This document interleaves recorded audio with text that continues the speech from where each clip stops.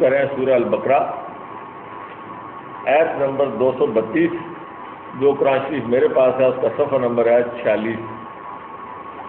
ہمارا موضوع چل رہا ہے پچھلے 2 اتوار سے طلاق کے بارے میں۔ ویسے اس میں ہمارے محسن نہیں ہے، ہمارے محسن نے اور ان زبیر صاحب نے ہمت ایک اور کی ہے۔ ہماری ویب سائٹ ایک پہلے چل رہی ہے قرآن کے حوالے سے، انہوں نے طلاق کے حوالے سے اسپیشل ایک اور ویب سائٹ فلوٹ کر دی ہے، اس کا نام انہوں نے رکھا ہے طلاق ان اسلام، www.talaqinislam.org۔ تو یہ جو ویب اب اس کے اوپر ان کا پروگرام ہے انشاءاللہ کہ یہ طلاق کے حوالے سے لوگوں کے مسائل جو ہیں، یہ سارے جو سوال جواب ہر طرح کے، بلکہ میں آپ لوگوں سے بھی گزارش کروں گا کہ آپ بھی جو بھی آپ کو سوال ہیں 2 3 4 ہر بندہ سوال لکھ کے، تاکہ ہم وہ سوال بھی اس کے اوپر ڈالیں تو آپ کے نام کے ساتھ وہ سوال بھی اس کے اوپر آ جائیں گے اور ہمارے جواب بھی آ جائیں گے، تو ایک کمپریہنسو ایک چیز بن جائے گی۔ اس کے علاوہ بھی میرے پاس کافی سارے سوال آئے پڑے ہیں، کچھ اور لوگوں کے میں نے آج اکٹھے کر رکھے ہیں، وہ اسٹامپ پیپر وغیرہ جو لوگوں نے زیادہ تو ٹیلی فون پہ مسئلے حل کرائے، لیکن کچھ جو 2 3 ایسے ہیں جنہوں نے مجھے لکھ کے دیے پہلے، وہ آج قدرتی مجھے مل گئے، تو وہ بھی ہم ڈالیں گے۔ اور کتنے ہی ایسے گھر ہیں جو ہم نے اللہ تعالیٰ کی مہربانی سے جو ہم نے طلاق کا تصور دیا ہے، اس کی وجہ سے میں 8 10 گھر تو انشاءاللہ ہمارے ہاتھوں سے آباد ہوئے ہیں جن پر حلالہ کی نوبت آ چکی تھی۔ تو آج ہم اس کا آیت نمبر 232 سے شروع کرتے ہیں۔ میں پہلے اس کا پچھلا خلاصہ بیان کروں گا، پھر آگے انشاءاللہ اس پر چلیں گے۔ نحمدہ و نصلی علی رسول الکریم، اعوذ باللہ من الشیطان الرجیم، بسم اللہ الرحمن الرحیم۔ وَإِذَا طَلَّقْتُمُ النِّسَاءَ فَبَلَغْنَ أَجَلَهُنَّ فَلَا تَعْضُلُوهُنَّ أَن يَنكِحْنَ أَزْوَاجَهُنَّ إِذَا تَرَاضَوْا بَيْنَهُم بِالْمَعْرُوفِ ذَلِكَ يُوعَظُ بِهِ مَن كَانَ مِنكُمْ يُؤْمِنُ بِاللَّهِ وَالْيَوْمِ الْآخِرِ ذَلِكُمْ أَزْكَىٰ لَكُمْ وَأَطْهَرُ وَاللَّهُ يَعْلَمُ وَأَنتُمْ لَا تَعْلَمُونَ۔ والوالدات یرضعن اولادهن حولین کاملین لمن اراد ان یتم الرضاعة وعلی المولود له رزقهن وکسوتهن بالمعروف لا تکلف نفس الا وسعها لا تضار والدة بولدها ولا مولود له بولده وعلی الوارث مثل ذلك فَإِنْ أَرَادَا فِصَالًا عَنْ تَرَاضٍ مِّنْهُمَا وَتَشَاوُرٍ فَلَا جُنَاحَ عَلَيْهِمَا وَإِنْ أَرَدتُّمْ أَنْ تَسْتَرْضِعُوا أَوْلَادَكُمْ فَلَا جُنَاحَ عَلَيْكُمْ إِذَا سَلَّمْتُم مَّا آتَيْتُم بِالْمَعْرُوفِ وَاتَّقُوا اللَّهَ وَاعْلَمُوا أَنَّ اللَّهَ بِمَا تَعْمَلُونَ بَصِيرٌ۔ وَالَّذِينَ يَتَوَفَّوْنَ مِنكُمْ وَيَذَرُونَ أَزْوَاجًا يَتَرَبَّصْنَ بِأَنفُسِهِنَّ 4 أَشْهُرٍ وَعَشْرًا فَإِذَا بَلَغْنَ أَجَلَهُنَّ فَلَا جُنَاحَ عَلَيْكُمْ فِيمَا فَعَلْنَ فِي أَنفُسِهِنَّ بِالْمَعْرُوفِ وَاللَّهُ بِمَا تَعْمَلُونَ خَبِيرٌ۔ وَلَا جُنَاحَ عَلَيْكُمْ فِيمَا عَرَضْتُم بِهِ مِنْ خِطْبَةِ النِّسَاءِ أَوْ أَكْنَنتُمْ فِي أَنفُسِكُمْ عَلِمَ اللَّهُ أَنَّكُمْ سَتَذْكُرُونَهُنَّ وَلَٰكِن لَّا تُوَاعِدُوهُنَّ سِرًّا إِلَّا أَن تَقُولُوا قَوْلًا مَّعْرُوفًا وَلَا تَعْزِمُوا عُقْدَةَ النِّكَاحِ حَتَّىٰ يَبْلُغَ الْكِتَابُ أَجَلَهُ وَاعْلَمُوا أَنَّ اللَّهَ يَعْلَمُ مَا فِي أَنفُسِكُمْ فَاحْذَرُوهُ وَاعْلَمُوا أَنَّ اللَّهَ غَفُورٌ حَلِيمٌ۔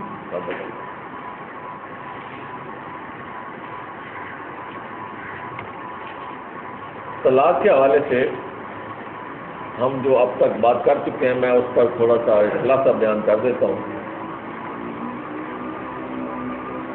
ہم نے پچھلی بات کی تھی طلاق الفاظ کا نام نہیں ہے، طلاق ایک عمل کا نام ہے۔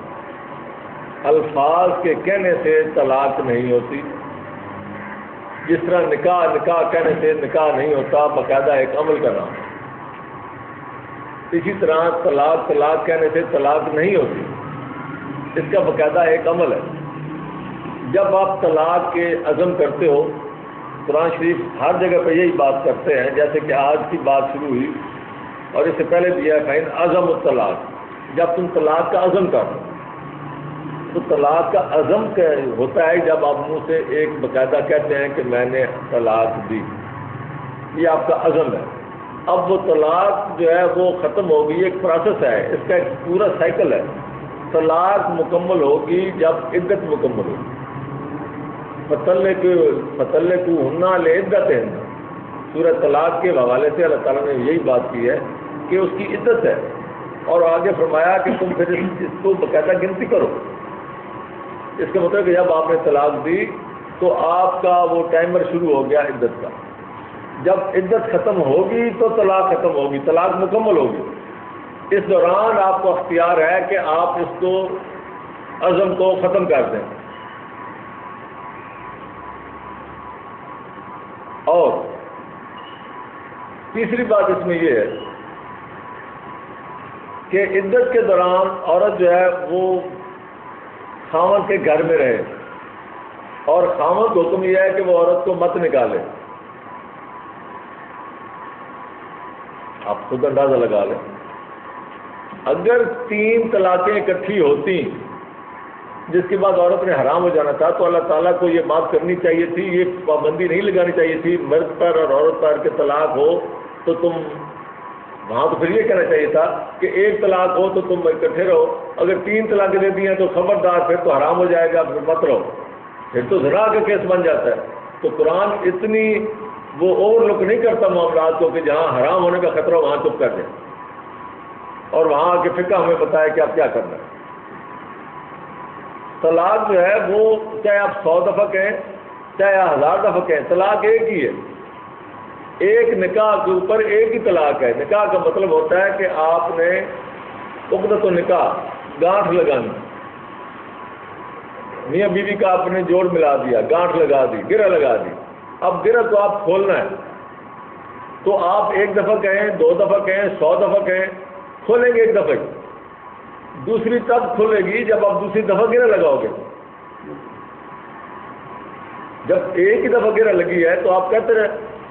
میں نے آپ کو بتایا تھا کہ رسول اکرم صلی اللہ علیہ وآلہ وسلم کی حدیث مبارک بھی ہے کہ بغیر نکاح کے طلاق نہیں ہے.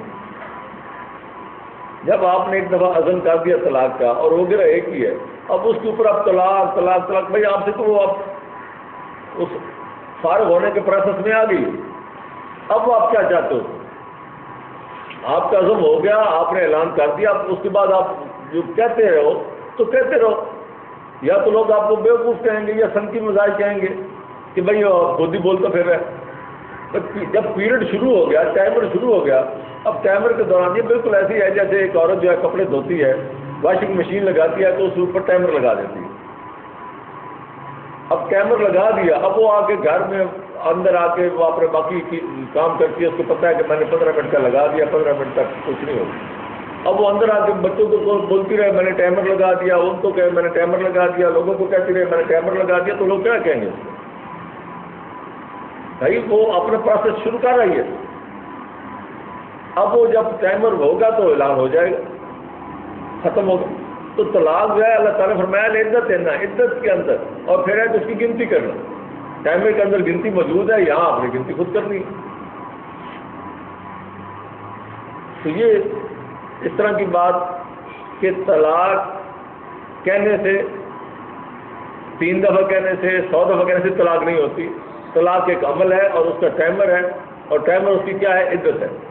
عدت کا مطلب ہی ٹائمر ہے، انگلش میں اس کو ٹائمر ہی کہتے ہیں. تو اس کی ٹائمنگ ہے اور اس کی آپ نے گنتی کرنی. اور اس دوران اللہ فرما رہے ہیں کہ عورت اور مرد اکٹھے رہیں، نہ وہ نکلیں نہ وہ نکالیں. تو ان باتوں سے صاف پتہ چل رہا ہے کہ کوئی طلاق ایسی نہیں ہے کہ جس کے فوراً بعد میاں بیوی ایک دوسرے پہ حرام ہو جائے. قرآن میں کہیں بھی ایسی بات نہیں ہے، کسی جگہ پہ بھی جہاں یہ کہا گیا ہو کہ جیسی طلاق ہو الگ ہو جاؤ کہ کہیں حرام نہ ہو جائے.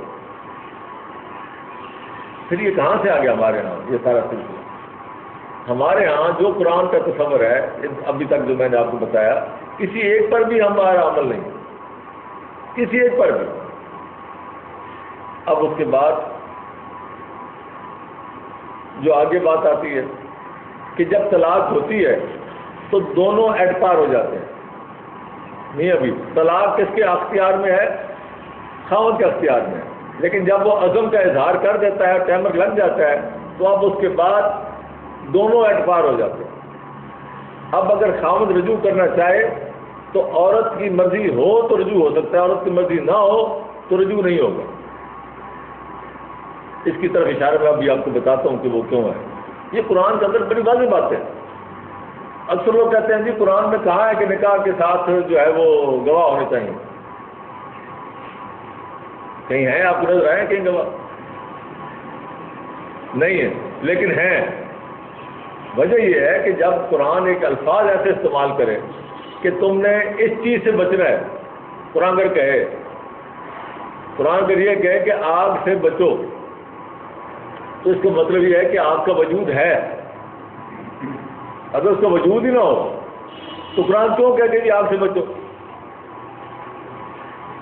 تو یہ چیزیں ایسی ہوتی ہیں، قرآن ایسے الفاظ استعمال کرتا ہے کہ باقی چیزیں خود بخود اپنا وجود میں آ جاتی ہیں. قرآن کہتا ہے کہ تم جو ہے نکاح کرو، اس میں کیا ہے کہ چھپی آشنائیاں اور چھپی یاری والی بات نہ ہو. تو آپ اگر سوچیں کہ ایک میاں بیوی ایک رات بھی اگر نکاح کے ساتھ بھی گزار لیں اور لوگوں کو علم نہ ہو، تو لوگوں کی نظروں میں تو وہ کیا ہے؟ قرآن تو منع کرتا ہے کہ کوئی چھپی ہوئی آشنائی، چھپی یاری نہیں ہونی چاہیے، غیر مصافحین. اور نہ یہ ہے کہ عیاشی کے لیے استعمال ہو، اور نہ متخذی اقدام، کہ نہ وہ چھپے یار.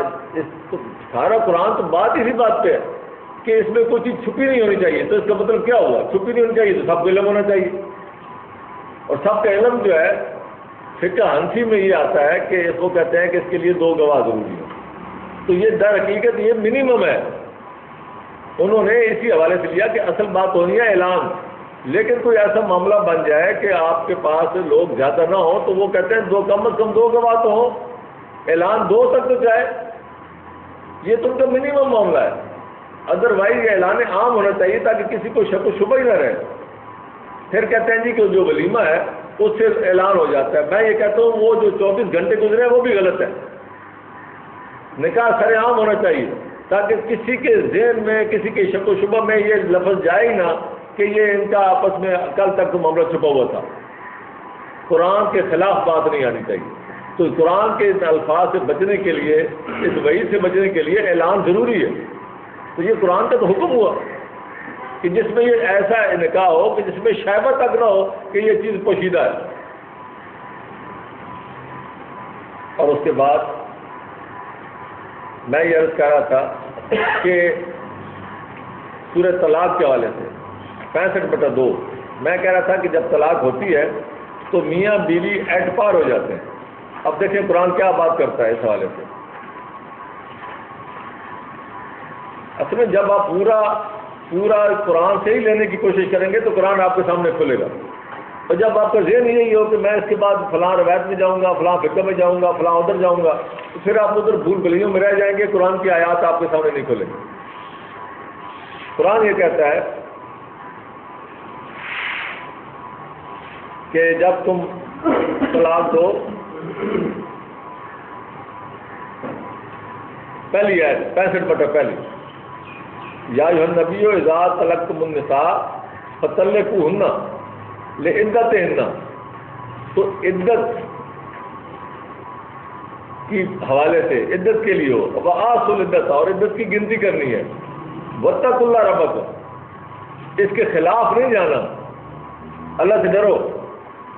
ہمارے ہاں تو وہ کہتے ہیں عدت تو آ کے گھر گزارے، وہ تو طلاق ہو گئی، وہ تو اب حرام ہو گئی. قرآن کہہ رہا ہے کہ تم عدت کے اندر اللہ سے ڈرو. لا تخرجوہن، ان کو مت نکالو. اور آگے کیا کہا گیا؟ لا تخرجوہن من بیوتہن. اور اگلا لفظ کیا ہے؟ ولا یخرجن. ہے جی، ولا یخرجن. کیا مطلب؟ کچھ بھی نہ نکلے. تو ایٹ پار ہوئے نا دونوں ایٹ پار، دونوں کو اختیار ہے. اب اگر وہ عورت یعنی یہاں اس کو اختیار دے دیا گیا. اب ایک اور جگہ پہ بھی ایک اور معنوں میں یہ اختیار مل رہا ہے. جہاں ہم ابھی تھے صفحہ نمبر 45 پہ، اگر وہ عورت حاملہ ہے تو اللہ تعالیٰ فرماتے ہیں وَبَعُولَتُهُنَّ أَحَقُّ بِرَدِّهِنَّ. تو یہاں چونکہ تھے اجپار، لیکن اگر عورت حاملہ ہے تو پھر اس صورت میں کہا گیا کہ اس کا حق زیادہ ہے. حق زیادہ ہے، یہ نہیں ہے کہ وہ روک سکتا ہے زبردستی. عورت اگر چاہے اس صورت میں بھی نہیں روکے گی.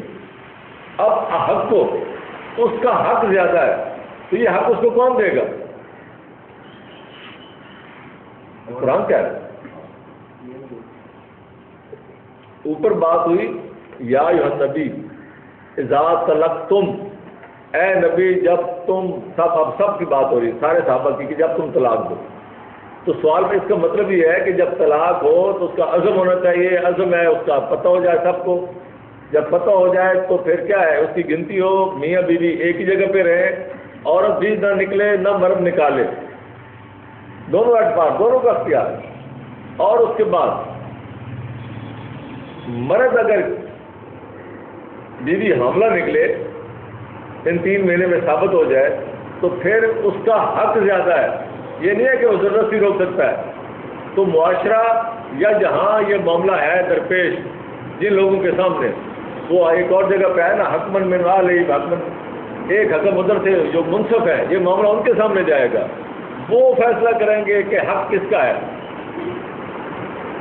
اللہ تعالیٰ نے بتا دیا کہ اگر معاملات باقی کوئی ایسے نہیں ہے سیریس، تو پھر اس صورت میں حق زیادہ کس کا ہے؟ خاوند کا ہے. عورت کو قائل کیا جائے بھائی اس کا حق زیادہ ہے. لیکن اگر وہ مار کٹائی اور گالم گلوئی سے پہلے اتنی تنگ ہے، اس کا تو حق ہے. وہ نہیں رہنا چاہتی، وہ اگر وہ نکل جائے اسے کہ میں نے جب اس سے رجوع ہی نہیں کرنا. تو جب یہ کہا گیا کہ فلاں یا خروجنا، کہ وہ نہ نکلیں، یہ اس صورت میں ہے کہ اگر خامن نے طلاق دی، لیکن اگر عورت اسی معاملے میں ٹھیک ہے اگر اس نے طلاق دیا تو ٹھیک ہے، میں تو فارغ ہوں، میں نے رجوع ہی نہیں کرنا ہے اسے. اس لیے الگ الگ دونوں کی ڈیوٹی لگائی کہ نہ وہ نکالیں نہ وہ نکلیں، دونوں کو اٹپا رکھا. یہ سارے معاملات قرآن کے حوالے سے انشاءاللہ اگلی دفعہ جب میں بات کروں گا آپ کو روایات کے حوالے سے، پھر آپ دیکھیں گے کہ روایات کیا کہتی ہیں. روایات میں تو میں پڑھ رہا تھا بعض جگہ پہ ایسا ہے کہ جیسے کہ جانور سے بھی بدتر عورت ہے. ایک عورت آئی، اس نے کہا جی کہ میں نے اس خامن سے نہیں رہنا، میں اسے بڑی تنگ ہوں. حضرت عمر نے کہا کہ اس کو گندگی والے کمرے میں بند کر دو. وہ وہاں سے بند ہوتی ہے. اس کو روایت میں آتا ہے 3 دن، کوئی کہتا ہے زیادہ، کم از کم 3 دن. 3 دن بعد اس کو نکالا گیا. اس نے کہا آپ بتاؤ یہ جگہ ٹھیک تھی یا خامن کا گھر ٹھیک تھا؟ آپ اندازہ لگائیں کہ طریقہ کیا ہو رہا ہے عورت کو خامن کا گھر اچھا لگانے کے لیے کہ گندگی والے کمرے میں اس کو بند کرو. وہ عورت کہتی ہے کہ میں نے زندگی کے بہترین دن یہیں گزارے ہیں، میں اتنی تنگ ہوں اسے. وہ ساری باتیں اپنی جگہ پہ، لیکن یہ کہاں سے آ گیا کہ عورت جو ہے وہ اگر ایک نہیں رہنا چاہتی تو اس کو گندگی والے گھر میں بند کر دو. یہ اس کو اصل میں وہ ہماری پوری فقہ وہ عورت کو تو لانڈری سے اوپر تصور دینے کو تیار ہی نہیں، اور لانڈری کا جو سٹیٹس ہے وہ جانوروں سے بھی بدتر ہے.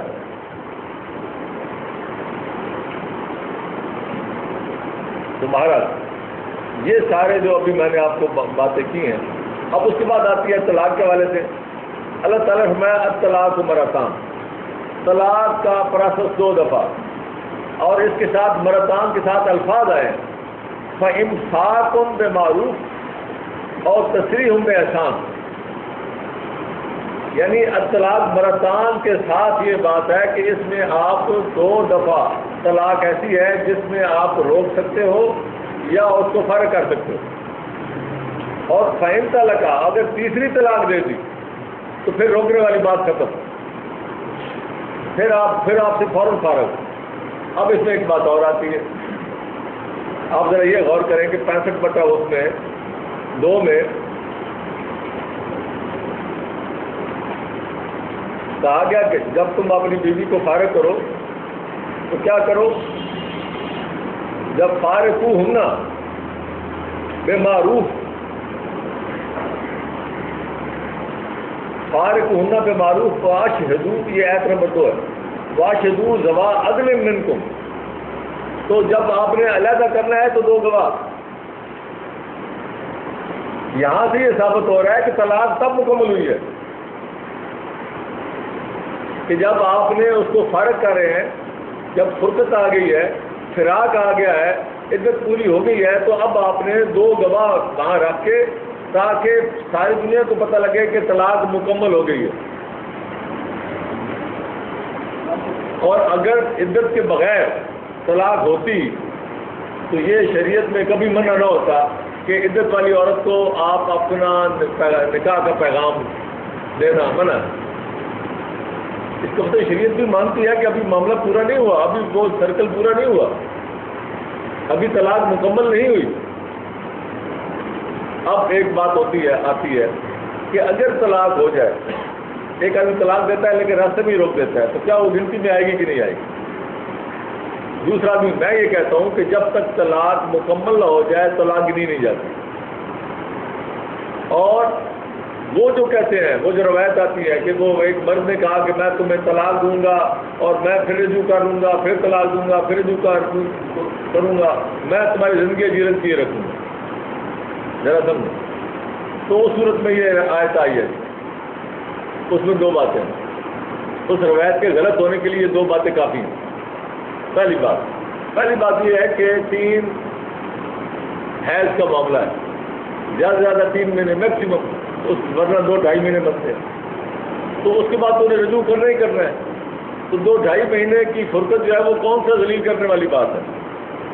رجوع تو اس نے کرنا ہی کرنا ہے، لٹکا تو رکھ نہیں سکتا۔ قرآن نے کہا ہے 4 مہینے سے زیادہ لٹکا ہی نہیں سکتا بغیر کسی وجہ کے، ورنہ عورت پر حق قائم ہو جاتا ہے، عورت پر حق مل جاتا ہے عورت کو کہ وہ اس خامن سے الگ ہو جائے جو بغیر وجہ کے الگ رہے 4 مہینے۔ تو یہ کیسے ہو سکتا ہے کہ وہ لٹکائے رکھے قرآن کی روح سے؟ تو یہ ممکن ہی نہیں ہے، نمبر 1۔ نمبر 2، جب طلاق دے دی، عزم کر دیا، تو وہ دونوں ایٹ پار آ جاتے ہیں قرآن کی روح سے، وہ اس کو خراب کر ہی نہیں سکتا اور کہ ٹھیک ہے تم رجوع کرنا چاہتے ہو، میں نہیں کرتی، بات ختم، طلاق مکمل۔ تو کیسے کو خراب کر سکتا ہے؟ قرآن نے جو ہماری روایات میں، ہماری فقہ میں جو مسائل ہیں، اس کی روح سے عورت کو جتنا کوئی ذلیل کر سکے آج بھی کر سکتا ہے، لیکن قرآن پر عمل کرنے سے جتنا اللہ تعالیٰ نے طلاق کے معاملے میں، میاں بیوی کے معاملات میں انسان کو پابند کیا ہے، تاکید کی ہے، ڈرایا ہے کہ اللہ کی حدود سے مت توڑو، تلک حدود اللہ، بار بار یہ بات کی ہے۔ جتنا یہاں سٹریس کی ہے اللہ تعالیٰ نے اور وارننگ دی ہے خاوند کو اور ساتھ عورت کو بھی، اتنا اور کہیں بھی نہیں کیا۔ یہاں تو جواز ہی نہیں ہے اس طرح کا، کوئی سوچے بھی کر ہی نہیں سکتا اگر قرآن کی قوانین پہ عمل ہو رہا ہو۔ اگر فقہ لاگو ہو، روایات لاگو ہو، تو پھر آج بھی جتنا مرضی خراب کر، معاشرہ خراب ہی تب ہوتا ہے۔ اللہ تعالیٰ نے اس میں 3 جگہ پہ یہ بات کی ہے کہ جو بھی وَمَن يَتَعَدَّ حُدُودَ اللَّهِ فَأُولَٰئِكَ هُمُ الظَّالِمُونَ، یہ ظالم ہو گیا، اپنا معاشرہ تباہ و برباد کرو گے۔ جو بھی اس معاملات میں آتا ہے، ان قوانین کی خلاف ورزی کرتا ہے، وہ ظالم ہے، وہ اپنے نفس پہ ظلم کر رہا ہے، اپنا معاشرہ برباد کر رہا ہے۔ آج ہم پھر یہ باتیں میں نے موٹی موٹی آپ سے کر دی، یہ پچھلا خلاصہ تھا، آج ہم آگے شروع ہوتے ہیں۔ وَإِذَا طَلَقْتُمُ النِّسَاءَ، جب تم اپنی اور بیویوں کو طلاق دے دو، فَبَلَغْنَ أَجَلَهُنَّ، اور ان کی دیکھیں یہ فَبَلَغْنَ أَجَلَهُنَّ یہ ہر بات کے ساتھ ہے، کیونکہ طلاق مکمل ہی تب ہونی ہے جب تک اس کی اجل، یہ اجل کس چیز کی ہے؟ یہ طلاق کی اجل ہے۔ طلاق بغیر اجل کے مکمل ہی نہیں ہوتی۔ جب ان کی اجل گزر جائے، میعاد گزر جائے، فرمایا فَلَا تَعْضُلُوهُنَّ أَنْ يَنكِحْنَ أَزْوَاجَهُنَّ، اب آپ ان کو مجبور مت کرو کہ أَنْ يَنكِحْنَ أَزْوَاجَهُنَّ، کہ وہ اپنے خامن سے شادی کریں، مت روکو۔ کہ میں ہاں جی، کسی دوسرے ہوں چاہے دوسرا چاہے پہلا، تو طلاق ہو گئی نا۔ اب اس کے ساتھ غیرت کے مسئلے آ جاتے ہیں، بھائیوں کے، باپ کے، سب کے۔ اگر وہ اب کیونکہ اجل گزر گئی تو اب کیا ہے، اب طلاق ختم، طلاق مکمل۔ اب خاوند کے ساتھ رجوع نہیں ہے، اب کیا ہے، نکاح ہے، چاہے اس کے ساتھ کرے چاہے اگلے کے ساتھ کرے، جس کے ساتھ چاہے وہ جس کو وہ خاوند بنانا چاہے، وہ خاوند تو ختم ہو چکا، طلاق ہو گئی، چاہے پہلے خاوند کے ساتھ، اب تو نکاح ہے نا، چاہے ادھر چاہے ادھر۔ لیکن یہاں جو بات آتی ہے وہ یہ ہے کہ یہ کن کو کہا جا رہا ہے کہ اس کو مت روکو؟ خاندان کے لوگوں کو، بھائیوں کو، والد کو، جہاں غیرت جاگتی ہے۔ عورت کے حقوق کا میں بتا رہا ہوں آپ کو۔ تو ولی کہاں گیا؟ ہمارے یہاں حدیث حضرات وہ تو ولی کے بغیر جو ہے وہ تو آپ کو شاید معلوم ہے، کیس چلا تھا طے مرشد کے، وہ ہائی کورٹ نے بھی یہی فیصلہ دیا تھا کہ ولی کی ضرورت نہیں ہے۔ ایک عورت خاص طور پہ جو شادی شدہ ہونے کے بعد طلاق یافتہ ہوئی ہے، اس نے دنیا کا سرد گرم ہر چیز جو ہے وہ اس نے دیکھ لیا، اس کی بھی شخصیت اتنی ہے، وہ بھی اپنے فیصلے کر سکتی ہے۔ ٹھیک ہے کہ مرد کا معاشرہ ہے، اللہ تعالیٰ نے مرد کو درجہ دیا ہے، مرد کو تمام بنایا ہے، اس پورے معاشرے کا سہارا بنایا ہے مرد کو، یہ ساری باتیں بالکل بجا ہے۔ لیکن اسی مرد کو ہی تو کہا جا رہا ہے، کیونکہ مرد جو ہے وہ قوام ہے، تو اسی لیے اسی قوام سے کہا جا رہا ہے کہ تمہارا درجہ ہے، تمہارے پاس پاور ہے، ہم نے تمہیں ایک مقام دیا ہے معاشرے میں، ہم ہی تمہیں کہہ رہے ہیں کہ اس کو مت روکو۔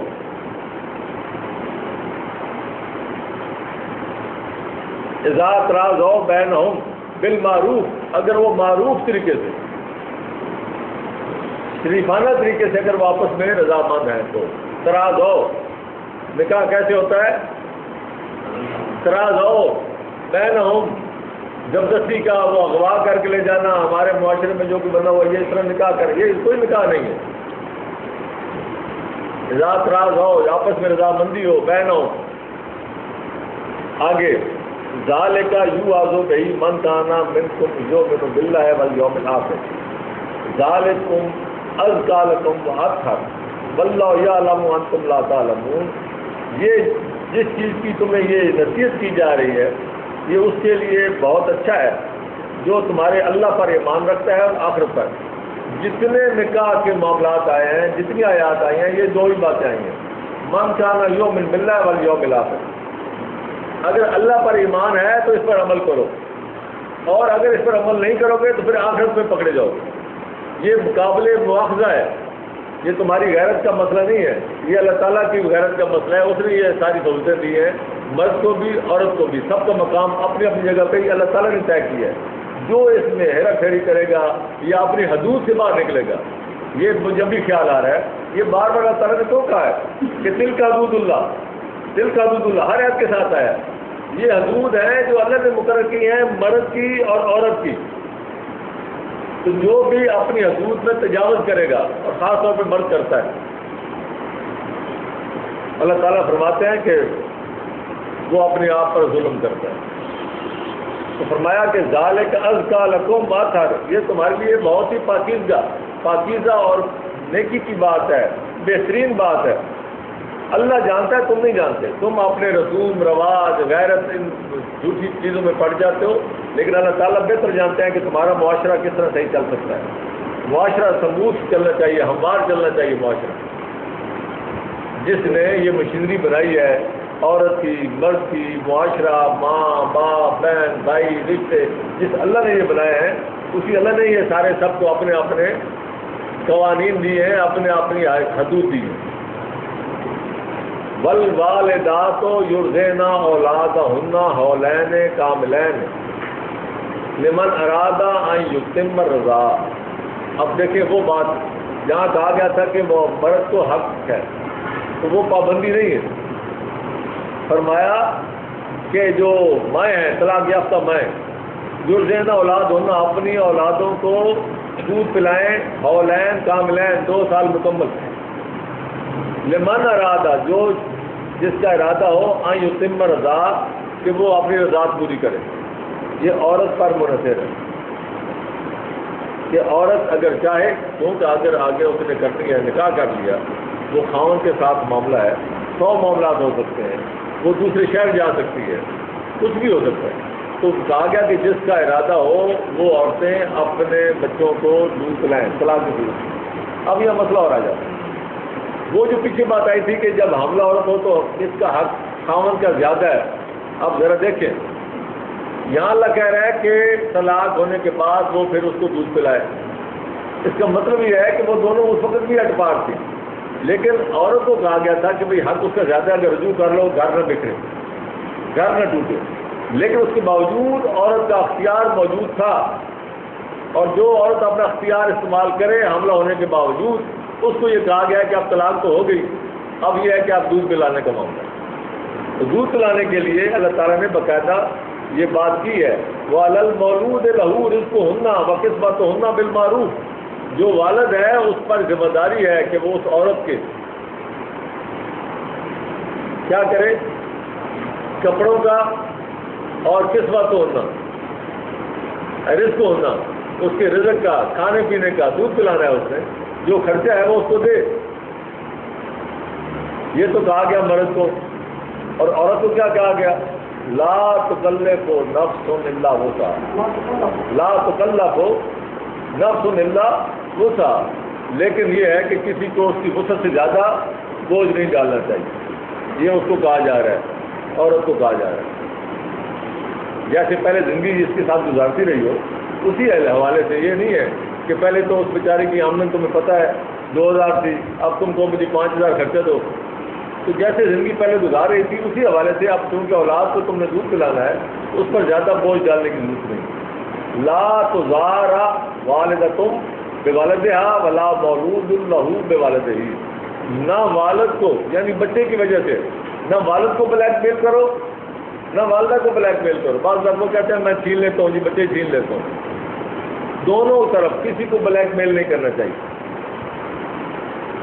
اتنی باریک قرآن نے ساری باتیں کر دی. کہتے ہیں قرآن میں تشریح نہیں ہے. اب بندے کی اپنی نیت خراب ہو ان آیات کے بعد کہ میں اب کیا کروں کیا میں کروں، وہ نیت خراب کی بات ہے. سارے کو پتہ ہے اس سے زیادہ اور کیا تشریح ہو سکتی ہے. لیکن اگر نیت ہی ہو کہ مجھے یہاں سے ملنا ہی کچھ نہیں تو واقعی نہیں ملے گا. وہ سچے ہے. وَعَلَى الْوَارِثِ مِثْلُ ذَلِكَ، اور وارث پر بھی اسی طرح کا معاملہ ہے. یعنی اگر خامد نہیں ہے یا خامد بیچارہ اس طرح نہیں ہے تو جو وارث ہے اس پر بھی یہی سارا خرچہ اس پہ ذمہ ہے. کوئی پہلو اب آگے اس میں اور بھی بہت ساری باتیں نکل رہی ہیں، جیسے میں نے وہاں سے نکالی ہیں آپ کو دکھائی ہیں. اس میں اور بھی ہیں لیکن چونکہ ہم نے پہلے ذرا لیٹ سٹارٹ لیا ہے، اس میں بہت سارے اور مسئلے خود بخود واضح ہو رہے ہیں. آگے فین ارادہ، سوال کا فکر نہیں ہے. فین ارادہ، دونوں اگر ارادہ کریں.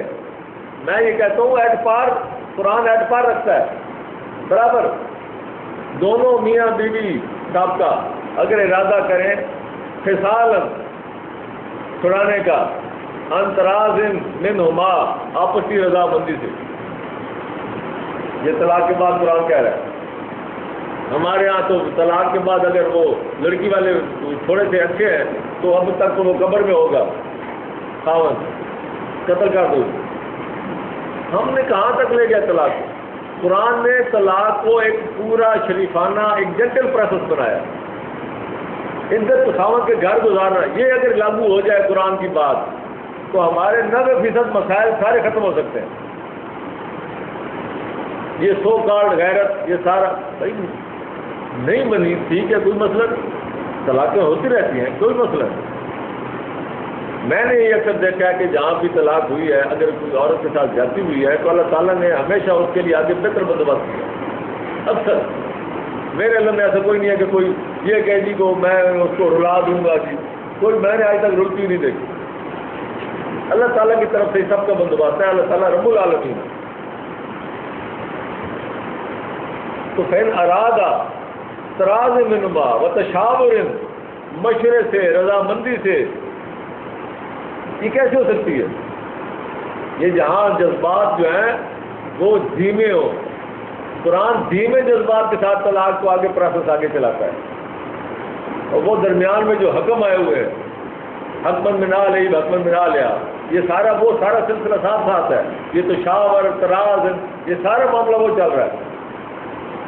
یہ اسی سے وہ سارا وہ سلسلہ وہ قرآن نے جو عہد دی ہے کہ جب بھی میاں بیوی کے درمیان شقاق کوئی اس طرح علیحدگی کا معاملہ بنے تو دونوں طرف سے ایک حکم کھڑے کرو. یہ آخر تک یہ معاملہ دھیما چلتا ہے. آگے فلا جناح علیہما پھر ان کا کوئی کسی طرح کا اعتراض نہیں اگر اس سے پہلے چھڑا لیتے ہیں. اور آگے بہن عرب تم اور اگر تم چاہو عورت جو ہے وہ میسر نہیں ہے یا عورت کا اور کوئی مسئلہ ہے بہن عرب تم اگر تم چاہو ان تسترضعوا اولادکم کہ تم اس کی دودھ پلوائی کسی اور سے کرو باب استفال اور بندوبست کرنے کی کوشش کرو. فلا جناح علیکم پھر تمہارے اوپر کوئی اعتراض نہیں کوئی حرج نہیں. اذا سلمتم ما آتیتم بالمعروف کہ جو تم اس سے آتے کہ رضامندی کے ساتھ جو تم ان کو دے دو. یعنی جہاں بھی تم نے یہ کام کروانا ہے بچے کو دودھ پلوانے والا وہاں کر لو تو بھی کوئی اعتراض نہیں. واتقوا اللہ اصل بات یہ ہے کہ اللہ سے ڈرو. وَاعْلَمُوا أَنَّ اللَّهَ بِمَا تَعْمَلُونَ بَصِيرٌ بے شک جان لو کہ اللہ تعالیٰ جو کچھ تم کر رہے ہو اس کو دیکھ رہا. کوئی زیادتی کوئی ظلم کوئی سازش جو کچھ بھی کوئی کر رہا ہے اللہ تعالیٰ اس کو دیکھ رہا ہے. یہ ساری باتیں کیوں کی جا رہی ہیں؟ میں یہ اکثر دیکھتا ہوں جب اللہ تعالیٰ یہ کہتے ہیں نا میں اب مثال دیتا ہوں آپ کو. میں پچھلی آیات سے میں آخری فکرے صرف بولتا ہوں گا. آپ دیکھیں کہ اللہ تعالیٰ نے بات کیا کی ہے. صفحہ نمبر 45 سے جب بات شروع ہوتی ہے طلاق کی. ان اللہ سمیع علیم فإن عزم الطلاق جب تم طلاق کا عزم کرو. اب یہ ہے کہ فإن اللہ سمیع علیم اللہ تعالیٰ سننے والا اور جاننے والا ہے. تمہارے سینوں کے اندر تمہارے دل کے اندر جو کچھ بھی ہے اس کو جاننے والا ہے. میرا بات سمجھے. آگے آیا ہے واللہ عزیز الحکیم اللہ تعالیٰ غالب ہے اور حکمت والا ہے. ساری باتیں حکمت کے لیے بیان کی گئی. اس میں حکمت ہے تمہارے لیے. جس بات کی پوری تشریح نہ ہو جس بات کی پوری سمجھ نہ آ رہی ہو اور اس کے اوپر ایک بندہ دعویٰ کرے کہ دیکھیں میں نے تمہارے لیے کتنا کھول کے بیان کر دیا ہے میں نے تمہارے لیے کتنا حکمت والی باتیں میں تمہیں بیان کی ہیں سمجھ آ نہ رہی ہو ابھی اور کتابوں کی ضرورت پڑ رہی ہو تشریح کے لیے کہیں اور جانا ہو فقہ کہیں اور تلاش کرنی ہو اور کہنے والا کہہ رہا ہو کہ میں کتنی حکمت سے ساری باتیں کر رہا ہوں یہ ماننے والی بات ہے. سوچیں ذرا.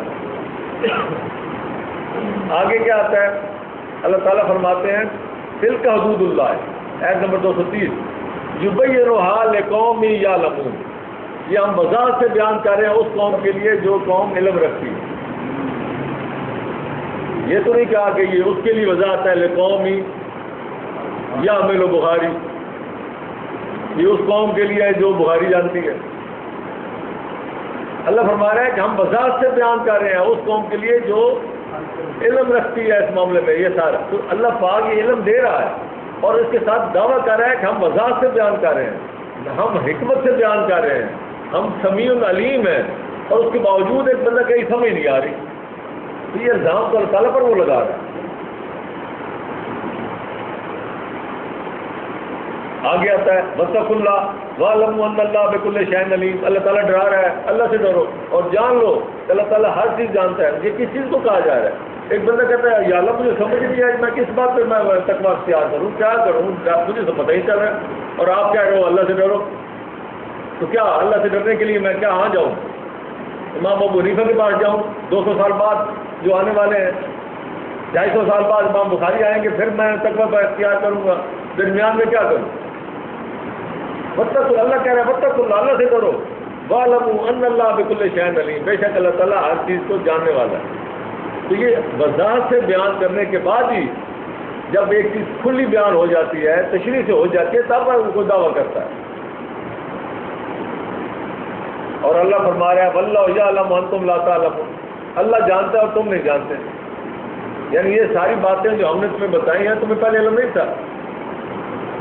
تو ایک بندہ اللہ کہہ رہا ہے میں جانتا ہوں, تو انسان تو یہ ایپ پڑھنے کے بعد بھی کہے گا کہ یا اللہ میں تو پھر بھی سمجھ نہ آئی. یہ ساری باتیں جو ہے آگے جب آخری بات میں نے پڑھی ہے واتقوا اللہ واعلموا ان اللہ بما تعملون بصیر. کیسی عجیب بات, اللہ سے ڈرو, اللہ جانتا ہے, جو دیکھ رہا ہے جو تم عمل کر رہے ہو. تو اس کا مطلب یہ ہے کہ یہاں ساری وضاحت ہو چکی نا, تب بھی اللہ کہہ رہا ہے نا کیا خبردار اب جو تم عمل کرو گے میں اس کو دیکھ رہا ہوں. تو اگر عمل کی تشریح نہیں ہوئی تو اللہ تعالیٰ کے دیکھنے کا فائدہ. قرآن سمجھا دیتا ہے. مجھے تو کم از کم یہاں کوئی ایسی وہ نہیں ہے کہ سمجھنا ہے کہ یہاں کیا کریں یا کیا نہ کریں, تو شرط کہ نیت ٹھیک ہو. واتقوا اللہ لازم ہے. جہاں واتقوا اللہ نہیں ہے وہاں انسان بھاگتا ہے تشریحوں کے پیچھے.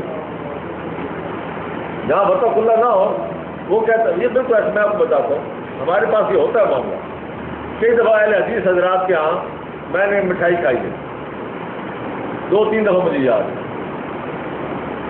وہ اس لیے کہ میں نے کہا یہ کس بات کی مٹھائی ہے کہ جی یہ آدمی ہے اس نے بیوی کو طلاق دے دی تھی تو اس کو ہم نے فتویٰ دیا ہے تو یہ مٹھائی لایا ہے. میں نے کہا فتویٰ دینے کی مٹھائی کس بات کی بھائی؟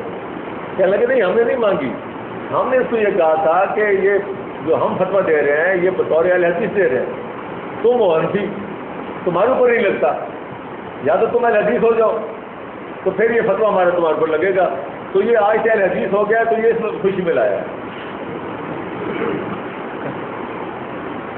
اب وہ آدمی جو ہے وہ بریلوی ہوگا, پھر وہاں سے بھاگا ہوگا کہیں, وہ جو بندیوں کے پاس گیا ہوگا, وہاں بھی کام نہیں چلا ہوگا, حلالہ آگے ہوگا, پھر وہ اہل حدیث حضرات کے آیا, یہاں ان کے یہاں گنجائش ہے تھوڑی سی, انہوں نے گنجائش دے دی کہ ٹھیک ہے جی حلالہ بچ گیا جی, وہ اس خوشی میں چلو جی مٹھائی تقسیم ہو گئی. لیکن وہ بندہ تو شفٹ ہو رہا ہے نا آگے سے آگے.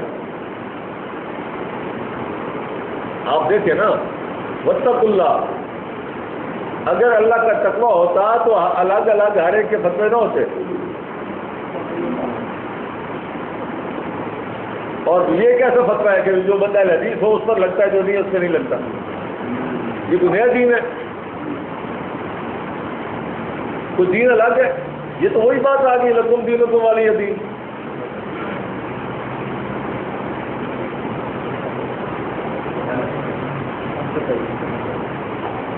آگے جی والذین یتوفون منکم ویذرون ازواجا یتربصن بانفسہن اربعۃ اشہر وعشرا فاذا بلغن اجلہن فلا جناح علیکم فیما فعلن فی انفسہن بالمعروف واللہ بما تعملون خبیر. بشور و معروف ہے,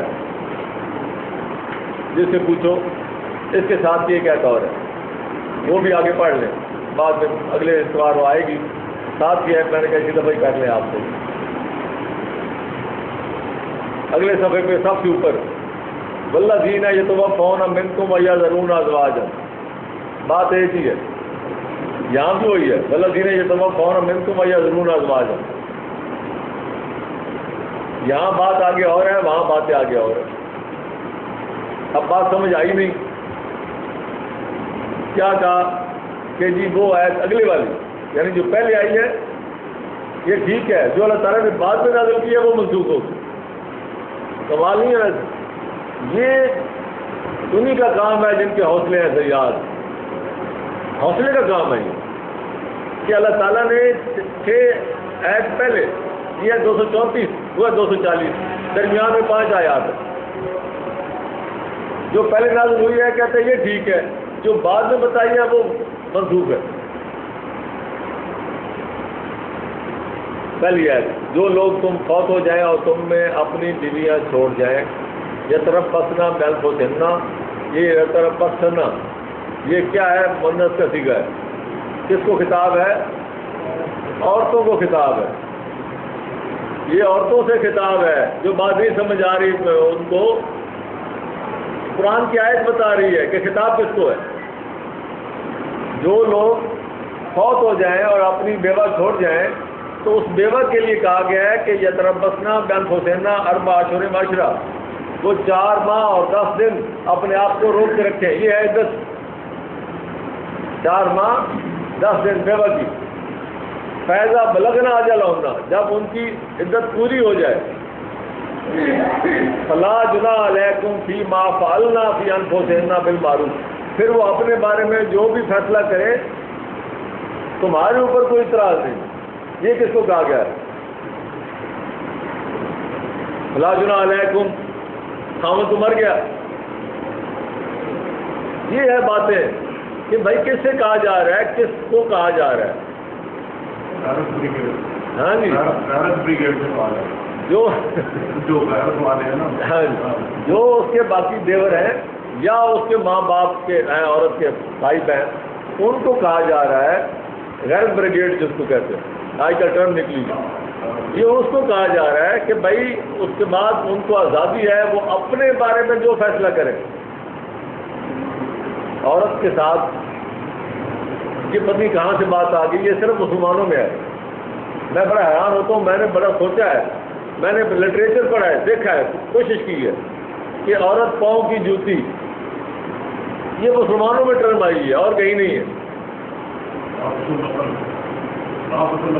ہاں جی، جب خود کہا جاتا ہے کہ یہ ناقص العقل ہے، جو ناقص العقل ہے اس کے لیے کہا جا رہا ہے ان کو تم رکو، جو یہ فیصلہ کرے اس کو کرنے دو. جو عقل والے ہیں ان کو روکا گیا ہے ٹھہرو، اور جو ناقص العقل ہے اس کو کہا گیا کہ فیصلہ کرو خود. اور کہا گیا فلا جناح علیکم، تمہارے اوپر کوئی گناہ نہیں ہے، کوئی تم سے نہیں پوچھا جائے گا جو وہ کرے گی فی ما فعلنا فی انفسہن، لیکن شرط کیا ہے؟ بالمعروف، جو شریفانہ طریقہ ہے نکاح کے حوالے سے. واللہ بما تعملون خبیر، جو کچھ تم کرتے ہو اللہ تعالیٰ اس سے پوری طرح باخبر ہے. اب یہاں میں بات کو روک کے میں اس آیت پہ آتا ہوں. اب دیکھیں قرآن کیا کہتا ہے، ہم نے کیا کر دیا. والذین یتوفون منکم ویذرون ازواجا، جو لوگ تم میں سے فوت ہو جائیں اور اپنی بیوی چھوڑ جائیں. آگے ہے وصیۃً لازواجہم، یہ اب ہے اسی غیرت بریگیڈ کو خطاب جو اس کے بعد ہے لوائقین، ان کو حکم دیا جا رہا ہے. یہ تمہارے لیے حکم ہے. عورت کو ہے کہ وہ 4 مہینے 10 دن رہے، لیکن ان کو کیا کہا جا رہا ہے؟ دیکھیں عورت کے حقوق. وصیۃً لازواجہم، ان کی عورتوں کے بارے میں، وہ جو مر گئے ان کی عورتوں کے بارے میں یہ حکم ہے ان کو، جو اس کے باقی ورثاء ہیں. کیا حکم ہے؟ متاعً الی الحول غیر اخراج، 1 سال کا نام نفقہ اور گھر سے نکالنا نہیں ہے. کتنا تحفظ دیا ہے جس کو ہم نے الٹا بنا دیا. وہ کہتے ہیں میری ایک عالم سے بات ہوئی، بہت بڑے عالم، انہوں نے ترجمے سب لوگوں نے یہ کیا ہے کہ وہ وصیت کر جائیں اپنی بیویوں کے لیے، 1 سال کا وصیت کر جائیں. ساتھ ہی کہتے ہیں جناب یہ ایت منسوخ، جھگڑا ختم، بات ہی ختم. میں نے کہا جی کہ وصیت کر جائیں، کیسے وصیت کر جائیں؟ ان کو خواب آئے گا کہ بھائی میں نے کل مر جانا ہے.